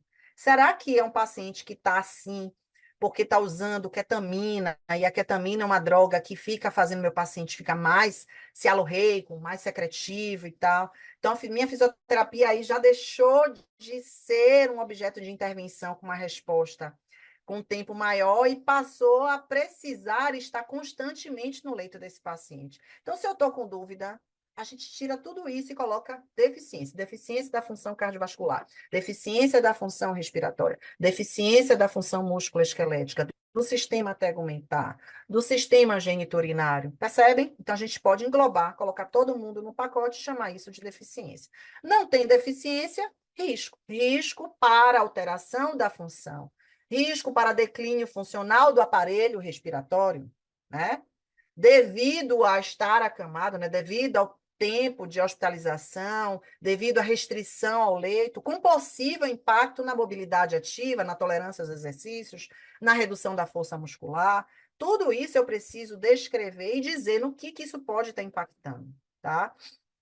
Então, a gente tem as estruturas, as funções, você tem que saber quais são as estruturas que vocês vão avaliar, né? Função mental, paciente que está sedado, tem alteração da consciência, paciente com alteração da função sensorial, musculoesquelética, já falei tudo isso para vocês, né? As causas que levam a isso, então, a doença de base pode ser uma infecção respiratória, que está levando ele a ter uma deficiência da função respiratória, né? E como é que ela se traduz? Aumento da carga resistiva, aumento de carga elástica, né? Meu paciente, ele tem uma alteração na complacência, uma alteração no fluxo aéreo, né? Ou tem os dois, a gente escreve os dois lá, tá? Atividades e participações que foram afetados e entender o contexto biossocial, né? Biopsicossocial desse paciente, né? Considerar a sífilis, tá? E as barreiras e os facilitadores que a gente já discutiu amplamente. Então, aqui, gente, é um modelo que foi cedido, né, gentilmente por professora Tati Falcão, aqui da Bahia, né, que utilizou esse método de abordagem funcional, que guiou a minha equipe na época, né, eu e os meus colegas, para a construção do diagnóstico. A gente utiliza esse instrumento em vários serviços aqui no estado da Bahia. Então, a gente tem aqui o prognóstico que é limitação, disfunção, incapacidade ou risco. Se eu tenho dificuldade para definir se é limitação, disfunção, incapacidade, eu uso o termo que? Deficiência. E aí eu boto deficiência da função mental, né?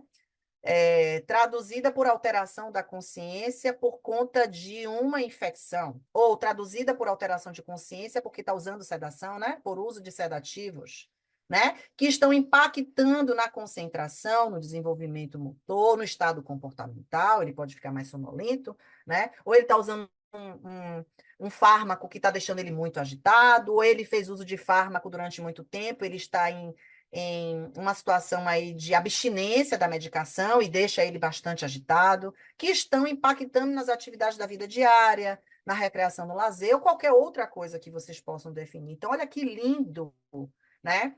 Que esse instrumento nos guia, né? Tudo isso aqui, ó, e ele dá nas colunas, porque são em 2 páginas, tá? Eu estou mostrando a segunda página aqui.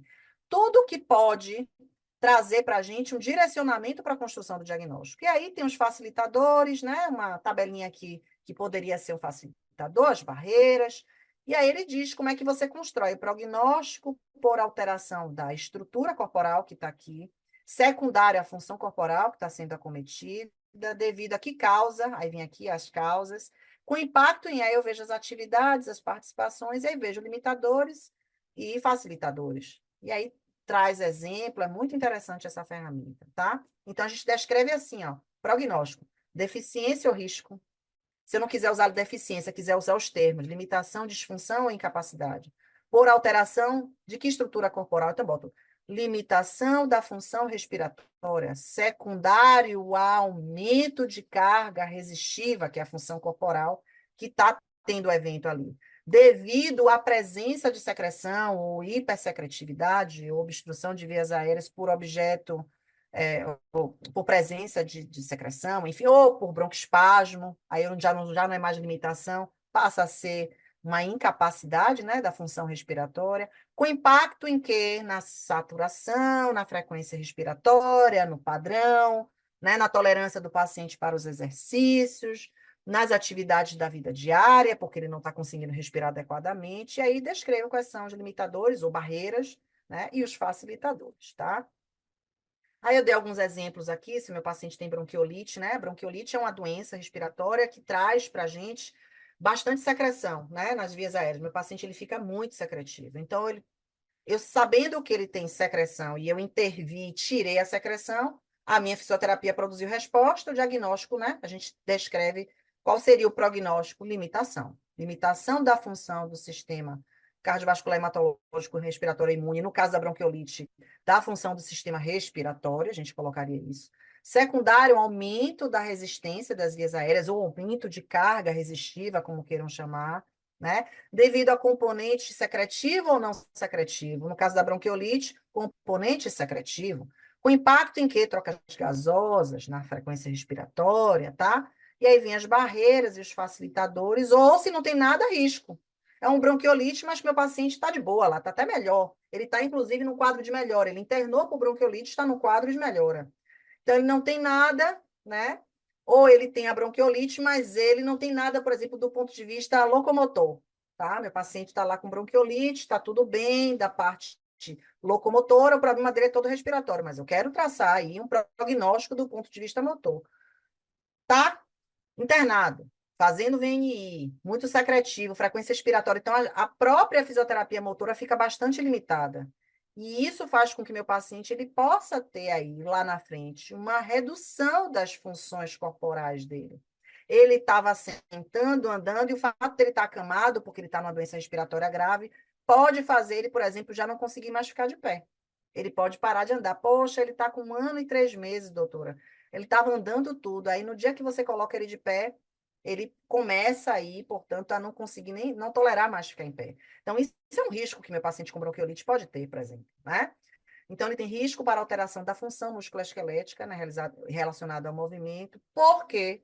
Qual é a causa? Devido à redução de mobilidade, com possível impacto, porque não está impactando. Se ele não tem, não tem impacto, mas ele tem um risco, possível impacto em declínio funcional, atraso do desenvolvimento, né? Impacto nas atividades da vida diária, e a gente descreve lá as barreiras e os facilitadores. Aqui, mais uma vez, somente para a gente praticar, né? Então, para finalizar aqui, diagnóstico no paciente jovem, né? Com quadro de pneumotórax, usando dreno, tem dor associada, está acamado há 4 dias, né? Por conta de uma descompensação hemodinâmica, né? Teve um pneumotórax e a parte hemodinâmica aí, portanto, descompensou. Então, como é que eu definiria o diagnóstico? Pneumotórax. Minha fisioterapia produz resposta no pneumotórax? Respondam aí para mim no chat. Produz ou não? Diga aí. Não, né? Pois é. Então, a gente chamaria isso de limitação, disfunção ou incapacidade da função respiratória? Como é que vocês colocariam esse diagnóstico? Muito bem, incapacidade. Olha que lindeza, todo mundo já sabendo aí, né, como é que a gente vai descrever. Então, a gente vai chamar de incapacidade, né, por alteração da função respiratória, né?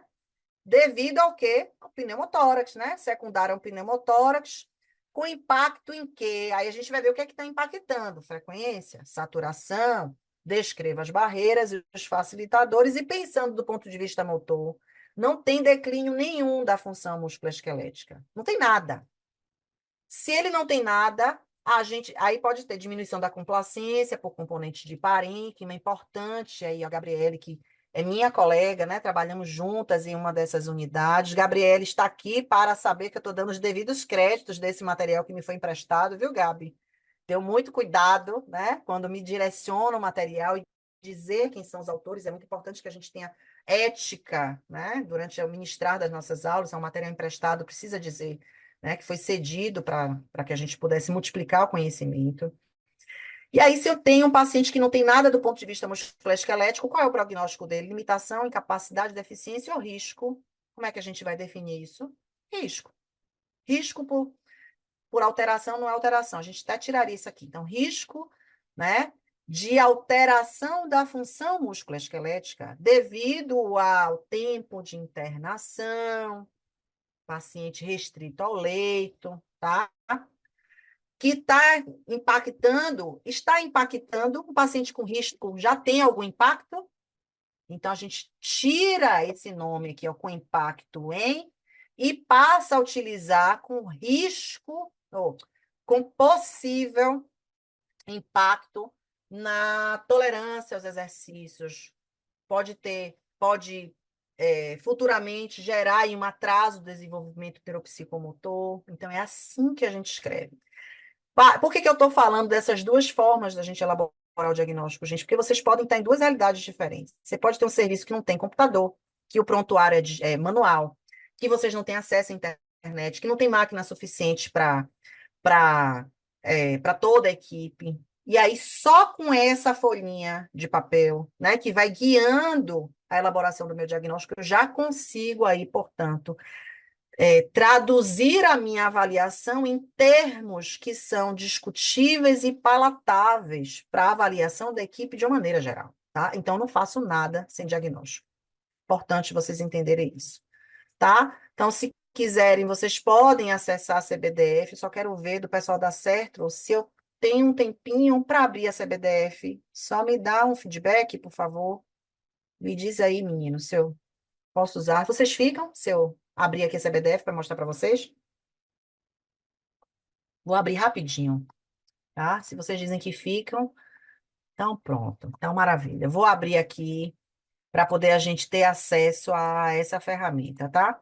Deixa eu dar um ESC para sair dessa aula. Vou clicar aqui na janela, Ctrl C. Eu não sei se vocês conseguem visualizar. Vocês estão vendo eu abrir aqui o Google, abrindo outra tela? Todo mundo está vendo? Me dá um feedback. Todo mundo viu? Maravilha, ótimo, pronto. Estou abrindo aqui a CBDF. E olha só que interessante, ó, como a página abre, tá vendo? CBDF, tá vendo aqui meu cursor do mouse? Todo mundo tá vendo meu cursor aqui aparecendo, para poder eu clicar em cima. Me dá um feedback aí, se tá todo mundo vendo. Maravilha, pronto. Ótimo, por isso que eu compartilho tela.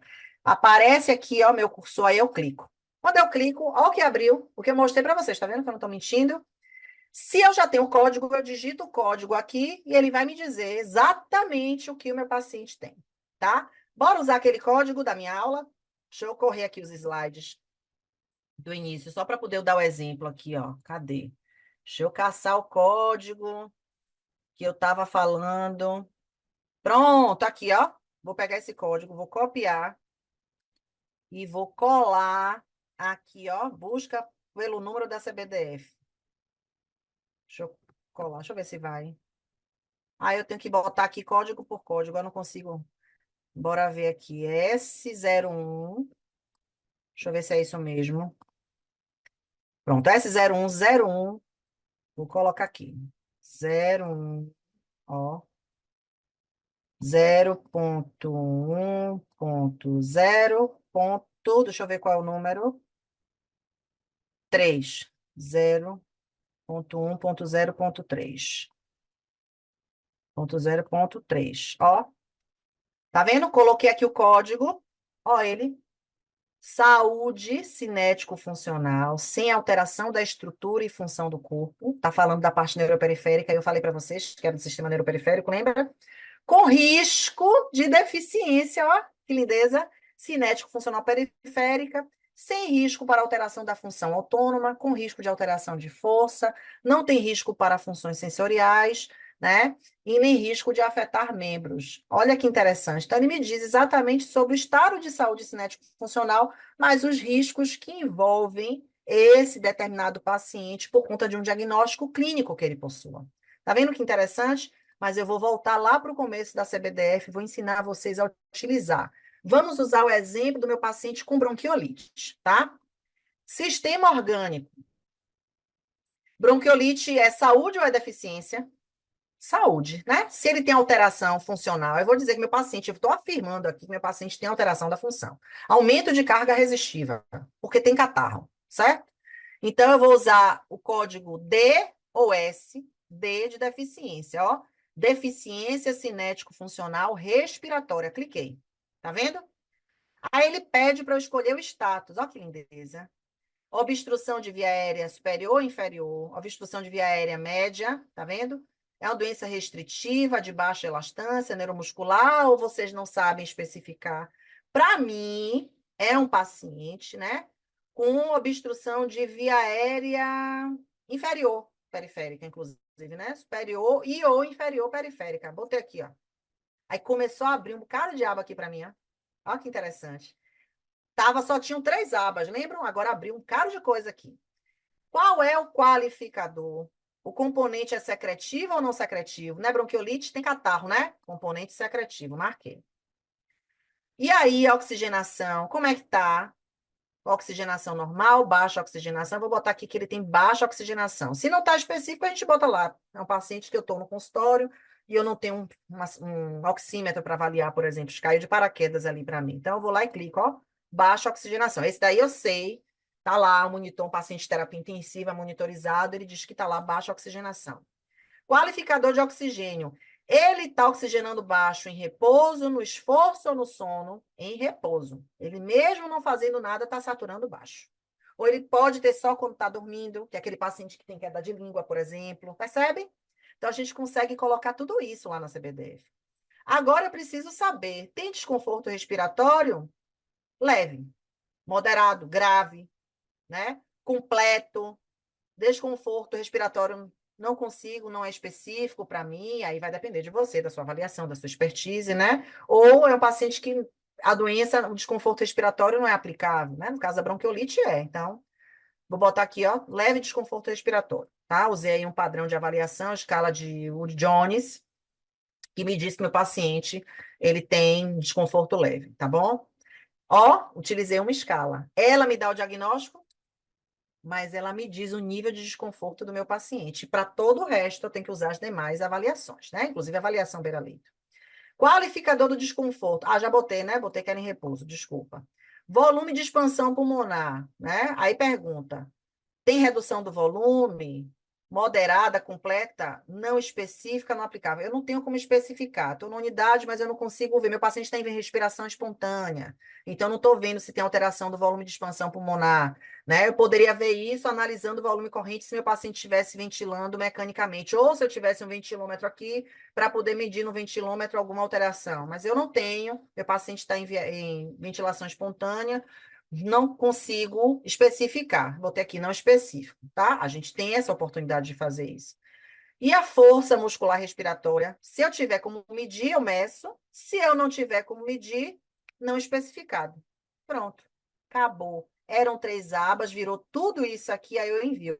Quando eu envio, ele me dá o código deficiência, que eu já sei que deu deficiência. Simples assim, você vê aqui? Simples assim, gerado a CBDF do nosso paciente. Ele fala deficiência cinético-funcional respiratória, obstrutiva de via aérea superior e ou via aérea inferior periférica, por componente secretivo, com baixa oxigenação no repouso, leve desconforto respiratório no repouso, com volume de expansão pulmonar não especificado e força muscular não especificada. Aí, se eu quiser, eu posso copiar, vem aqui, adicione, ele vem aqui, ó, eu clico aqui, ele copia, tá vendo? E eu vou lá e dou um Ctrl V e escrevo na minha evolução de fisioterapia. Percebem que interessante, gente, como que essa plataforma pode ajudar a gente, né? Tem aplicativo no celular? Eu não sei, gente, eu não sei. Eu sei que a gente acessa pelo Psicofito. É a única forma de acesso. Eu não sei se eles atualizaram para virar um aplicativo. Eu acredito que não, tá? Mas você pode, pela aba do navegador do celular de vocês, ir lá e acessar esse site. E ali no celular mesmo vocês conseguem avaliar, né? Fazer essa descrição do diagnóstico. Voltando aqui para o slide de aula, tá todo mundo vendo aí meus slides, né? Deixa eu voltar aqui para o finalzinho, que era onde eu estava, né? Então, falei da CBDF. Então, a gente viu como é que é a aplicabilidade desse instrumento. Todo mundo está vendo aqui meu slide? Aparece para vocês, gente? Maravilha. Obrigada pelo feedback, tá? Show. Ótimo. Então, baseado nisso, né? É importante a gente entender que ser especialista é tomar a decisão do não fazer. Incapacidade da função de um determinado sistema, inclusive, diz para mim, fisioterapeuta, que eu não vou fazer nada. Porque o que eu tenho para fazer para aquele perfil de paciente em broncoespasmo, não vou dizer que eu não vou fazer nada, mas assim, a minha intervenção é mínima, suporte de O2 e tal, mas ele não vai sair do quadro de broncoespasmo enquanto a causa não for tratada, que é a obstrução de via aérea por espasmo de via aérea que broncodilatador trata, entende? Então, ser especialista é também tomar a decisão do não fazer. Tudo isso aqui, gente, são falas retiradas de uma entrevista do professor Antônio Duarte, que é a pessoa que melhor fala sobre funcionalidade, na minha opinião, né? Eu peguei essas falas dessa entrevista, copiei e criei esse slide aqui, que para mim é muito especial, porque ele é uma pessoa muito especial na minha vida, né? É não realização de intervenções que não produzem resultados. Estabelecer o prognóstico no momento do diagnóstico. Eu estou falando de prognóstico desde o início da aula aqui. É estarmos atentos sobre o impacto que conseguimos produzir após a alta desse paciente. Olha o quanto que a tua assistência produz, né, impacto na vida daquele paciente, né? A experiência da gente permite uma taxa de sucesso significativa, a experiência é estado da arte. Estudem, lancem mão das ferramentas o máximo que puderem, porque isso vai tornar vocês trazer a expertise que vocês precisam para se tornarem seguros na elaboração do diagnóstico e das intervenções que vocês propuserem fazer, tá? Somos especialistas do movimento. Resgate a funcionalidade do teu paciente, tá? E para tudo isso, né, o remédio é trabalhar, é atuar na plenitude, é resgatar o movimento e a funcionalidade. Esse é o caminho, né, que nós, fisioterapeutas, podemos percorrer para ter sucesso na nossa assistência. Eu queria trazer aqui as referências que eu utilizei para esse nosso encontro de hoje, tá? Quero deixar aberto aqui, vou deixar 10 minutinhos para poder responder as perguntas de vocês. Eu quero saber se alguém quer perguntar alguma coisa, se quiser abrir o microfone e falar comigo. Alguém gostaria de fazer alguma pergunta? Dúvidas? Aproveite para tirar as dúvidas de vocês agora ao vivo. Tudo certo? Que aula incrível, professor Almeida, excelente aula, didática impecável. Gente, eu agradeço demais, né, a participação e as perguntas que vocês foram fazendo, tá? É, peço para que vocês me conheçam mais de perto, para quem não tem contato comigo, eu sou a Aline Andrade, eu sou fisioterapeuta pediátrica e neonatal, atuo na minha cidade, né? Sou uma pessoa muito envolvida com essa parte de diagnóstico. Hoje, realmente, é a bandeira que eu levanto todos os dias. A aula vai ficar gravada, tá, Romana? Dentro do próprio, da plataforma da Certo, tá? Vai ficar disponível para vocês. E a equipe vai dar essa ajuda para vocês. Sobre isso, o ideal, deixa eu dar uma olhada aqui, né? Ideal para uso no estágio supervisionado na clínica escola. Devem utilizar essa ferramenta, devem fazer isso, tá? Meu Instagram tá aqui, Físio Aline Andrade, vou ficar muito feliz. Sigam a página da Certo, certo.oficial. Tem muita informação, muito conteúdo de valor, tem a semana cheia, está acontecendo um monte de coisa essa semana. Estou participando de dois eventos, né? O evento de gestão, que foi lá na segunda-feira, e hoje o evento específico da parte de fisioterapia pediátrica e neonatal, a convite da professora doutora Cintia Johnston. Então, eu fico muito feliz e agradeço aí. Muito obrigada pela oportunidade. Desculpa ultrapassar a hora, me perdoe. Uhum. Boa noite, professora. Boa noite a todos que estão na aula. Eu que agradeço, né, a sua participação mais uma vez aqui conosco. E nós estamos aqui para trazer uma grande novidade para as pessoas que estão participando da Semana Cheia. Eu acho que alguns alunos já devem ter conhecimento que nós temos um congresso internacional, né, de fisioterapia neonatal e pediátrica que aconteceu esse ano em Recife. E nós vamos ter a segunda edição, né, em abril de 2025, acontecendo em Salvador, no Hotel Estela Maris. Então, nós vamos ter também agora em agosto, 3 e 4, um congresso online de saúde materna e infantil. Não sei se as pessoas todos já estão cientes desse evento, né, que a gente colocou aí no mercado de forma online, que ajuda, facilita bastante para que as pessoas possam assistir. Vão ser apenas 2 dias. Junto disso, a gente tem a nossa pós-graduação, né, que sei que tem bastante aluno da nossa pós participando aqui do evento. E vamos ter também agora um curso online com a professora Cibele Siqueira. Ela teve na segunda-feira, ela ministrou a aula, né?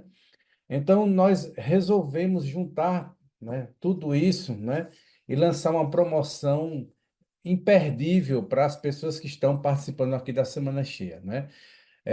Quando você coloca cada evento separado, a gente tem um congresso hoje que está custando R$ 605, o Congresso de Salvador. O nosso Congresso de Saúde Materno Infantil, R$ 130. A nossa pós-graduação, a matrícula, R$ 100. A gente tem um curso online da professora Cibele, que hoje está R$ 750. Então, quando junta tudo, está chegando aí a R$ 1.585, né? Então, foi que nós fizemos. Nós lançamos uma promoção chamada Neoped Plus. Essa promoção já está agora no site da Certo, né? E a gente vai juntar tudo isso em um pacote no valor de R$ 998. Um grande desconto dividido em 12 parcelas, né? De R$ 83 reais. Então você vai poder participar do Congresso em Salvador, participar do Congresso online, entrar na pós-graduação, fazer o curso da professora Cibele, né? Tudo isso por R$ 998, né? Então, é um presente que nós estamos trazendo para todos os nossos alunos, né? Para as pessoas que estão participando aqui da Semana Cheia. Agora, importante, esse Neoped Plus, que está disponível no site do Certo, ele só é válido por 48 horas e nós só temos 200 vagas, né? Então, o que chegar primeiro, né, encerra. Se chegar às 200 vagas, a gente encerra. E se chegar, né, às 48 horas e ainda não tiver preenchido as 200 vagas, a gente encerra da mesma forma, né, no final, na sexta-feira, à noite, né? Então, aproveitem essa grande oportunidade. Nós vamos colocar o link lá no grupo do WhatsApp, né? Eu não sei se aqui, eu vou jogar o link aqui no grupo, eu acho que dá para quem quiser entrar já vai direto aí no nosso site. E uma outra opção que vocês vão ter na hora que for fazer a inscrição, quem quiser já se inscrever em algum workshop, ele é pago à parte, já fica lá disponível no site. Vocês podem escolher lá o curso, o pré-congresso, o workshop que vocês queiram participar. Será um grande evento, professora. Nós já estamos com mais de 50% das vagas do congresso em Salvador preenchidas, né? Faltando ainda aproximadamente 8 meses, 9 meses para o evento, né? E a gente acredita que nesses 2 meses aí, no máximo, a gente já esteja com todas as vagas do Congresso preenchidas. O ano passado, no evento esse ano, é, faltando 3 meses, a gente já tinha encerrado, né, as inscrições no Congresso. Então, foi um sucesso e nessa nossa segunda edição também já está sendo um grande sucesso. Então, é isso que a gente está trazendo para vocês, né, essa promoção, Neoped Plus. Então, aproveite esse pacote aí, né? Pós-graduação, congresso online, congresso ao vivo, curso da professora Cibele, tudo junto, né? Praticamente pelo valor que hoje é só o Congresso de Salvador. Tem um pessoal perguntando, Elvis, para quem já está inscrito no Congresso, que já se inscreveu alguma coisa, se existe a possibilidade do desconto que eu estava vendo aqui. Tá, tá. A gente vai, E as a- pessoas que estão inscritas no Congresso, elas entram em contato com o CERTRO, lá com o pessoal do WhatsApp, e a gente vai fazer sim, a gente faz um link especial Oh, para quem já está no evento. A gente vai fazer maravilha, olha sim. aí, que beleza. O Todo pessoal está mundo pedindo vai ser Congresso em contemplado. Caruaru. Tem que Hã? levar, viu, para Caruaru. Ah, tá. Vou estar Então no é isso. Congresso, gente. Eu estou entre o grupo de palestrantes, inclusive a semana cheia, o Elvis depois me corrija, né? É do grupo de palestrantes, inclusive, do Congresso. Então, Sim, estamos eu, a professora Eugênia, a Daniele, Bueno, né? Tem uma equipe grande aí que está envolvido com o Congresso, e essas pessoas que estão ministrando. Tem aula amanhã, tem aula sexta-feira ainda. Então, quinta-feira. estamos aí Exatamente. ansiosos esperando vocês para as próximas aulas. Tem uma semana cheia, literalmente. Exatamente. E quem está na pós-graduação, entre em contato com o CERTRO e a gente vai. Tem desconto para todo mundo, né?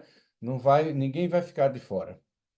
A pós-graduação, gente, para quem está perguntando, a pós-graduação em gestão, tá? Em fisioterapia, certo? Uma pós-graduação de gestão para fisioterapeutas, tá? Eu também sou professora dessa pós-graduação. Então, é um curso de 18 meses, com 360 horas de carga horária. O encontro, se eu não me engano, é mensal. Peraí, que eu digo Mensal. já para vocês Isso, mensal, não é isso? isso, Pronto. mensal. É um encontro mensal. A pós-graduação ela é online, então não é presencial. A gente consegue fazer de qualquer lugar do país. Eu vou ministrar a aula aqui do escritório, né, tranquilamente para os meus alunos. Né, e vocês sairão aí aptos a gerirem serviços, né, de fisioterapia de todas as espécies, tá? Gestão hospitalar, de clínicas, consultórios, a ideia é que a gente, mas principalmente da parte hospitalar, que é o foco maior da pós-graduação. Nós estamos com a pós-graduação, a de Neoped. Aqui a gente está colocando aqui no pacote. Pronto. O Neoplus é exatamente a de neopediatria. Quem quiser De fazer a pronto. pós-graduação de gestão, fala com a gente e a gente faz, a gente transfere para pós de gestão. Transfere a A Neoped, gente pronto. Tá, então é né? possível fazer das duas, não é isso, Isso, Elvis? isso, isso. Né? Pronto. Beleza. Inclusive, É nós isso aí. estamos, está acontecendo também a semana cheia de gestão, a professora Cíntia, que está ministrando aula, agora ela continua na aula, Nesse momento. nesse momento ela está Isso. na aula aqui. Então, assim, É, tá ela de um lado e do outro. Eu isso, falei a ela, eu disse, professora, é um desafio, viu? Para eu encher essa sala de aula com a senhora dando aula do outro lado no mesmo horário, mas ó, tivemos uma sala aqui com quase 400 participantes, né? Então, batemos exatamente, nossa meta de hoje. exatamente. Certo. A Obrigada, pós-graduação viu, de NEL queridos? também encontro é mensal, viu? Ela é online, alguém perguntou aqui, é um encontro por mês, né? Sábado e domingo, aula ao vivo, né? E no final a aula fica gravada, o aluno pode assistir, né? Durante toda a pós-graduação ele pode ficar assistindo a aula no portal do aluno, que nós temos o portal onde você faz a atividade, recebe todo o material e fica acompanhando as aulas, né? Quantas vezes quiser assistir, está lá disponível para você. O link vai ser colocado no grupo, tá? Esse link Isso. lá, vocês, se tiverem dúvida, entrem em contato com o pessoal da Certo para tratar os casos específicos de pessoas que já estão matriculadas em um ou outro evento, para fazer o pacotão aí e migrar. Exatamente. Fala com o Sérgio lá no chat ou através do WhatsApp e a gente vai resolvendo caso a caso, de forma que todos vão poder participar e ninguém vai ficar de fora, né? Estando dentro aí do período das Da 48 horas coisa. dentro das vagas. Professora, mais uma vez, muito obrigado, né? Eu que agradeço. E desejo à senhora uma boa noite a todos. Vou entrar aqui na aula de gestão, que a professora está Tá aqui bom. já dando. Então tá certo. Um beijo. Boa noite, um prazer falar com Também. todos vocês. Muito obrigada pela participação, pelos feedbacks maravilhosos. Vocês são sensacionais. Espero vê-los muito em breve. Ah, tem um curso acontecendo, deixa eu fazer um convite. Aqui na cidade de Salvador, no dia 13 de julho, vou falar sobre fisioterapia, manejo respiratório, né, no paciente pediátrico e neonatal, foco principalmente no paciente pediátrico. Vai acontecer presencial aqui em Salvador, é um curso de 10 horas, vai estar acontecendo na minha sala de treinamentos lá na Rendes Colab. Se quiserem, falem comigo lá no privado e a gente viabiliza. Eu tenho, se eu não me engano, acho que ainda 5 vagas, né, para esse evento. Então, só me contactarem no privado, lá no Instagram, que eu não estou no grupo de vocês aí, não, tá? Vocês não vão me encontrar no grupo. Mas eu disponibilizei meu contato no slide de aula e vocês podem falar comigo no Instagram, qualquer coisa que vocês precisarem, gente, material, o que necessitarem, tá? Material de apoio. Se tiverem dúvida, preenchimento da CBDF, quiser tirar dúvida, pode me mandar uma mensagem lá no privado, no Instagram. Eu passo meu telefone de contato para vocês e vou ter o maior prazer. Existe um grupão, que é um grupo de fisioterapeutas no Brasil inteiro, que é o Hands-On Saúde, né? O grupo Hands-On. E nesse grupo a gente conversa com todos os profissionais do país, tira as dúvidas, a gente trata a respeito da fisioterapia em si, nos apoiamos nas oportunidades de trabalho, enfim, se quiserem também, manda mensagem lá, fala comigo lá no chat do Instagram, que eu migro vocês para o grupo, se quiserem participar, vai ser um prazer poder compartilhar, né, com outros colegas no país inteiro. Muito obrigada pela participação, um beijo. Tati, se quiser participar, manda mensagem lá no Instagram, fala comigo, @fisioalinhaandrade, viu? E aí eu migro o teu contato mando o convite do grupo para que você possa entrar, tá bom? Beijo, queridos. Até a próxima. Muito obrigada. Foi um prazer imenso trabalhar para vocês. Boa noite. Vejo vocês em breve. Tchau.